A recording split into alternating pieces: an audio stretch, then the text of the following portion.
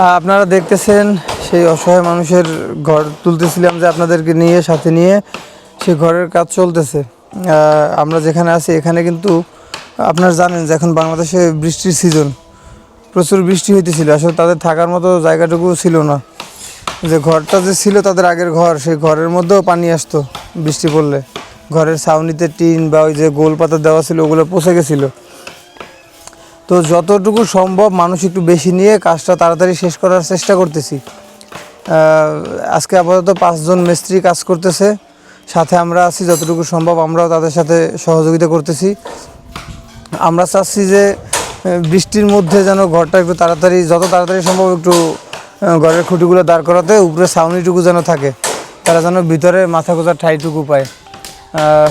ঘর ভাঙার পরে ভিতরে যতটুকু জায়গা ছিল তারা যে থাকতো, ভিতরে পানি আসতো আপনারা জানেন, তারপরে তো থাকার জায়গা ছিল। এখন তো ঘরটা ভেঙে সেখানে ঘর করতেছি আবার। তো পাশে হলো ওই যে কাগজ দিয়ে তাদের জন্য আপাতত একটু থাকার জায়গা করে দিছি। ওই কাগজ দিয়ে ওখানে থাকার জায়গা করে দিছি, ওখানে আপাতত রাত কাটাইতেছে।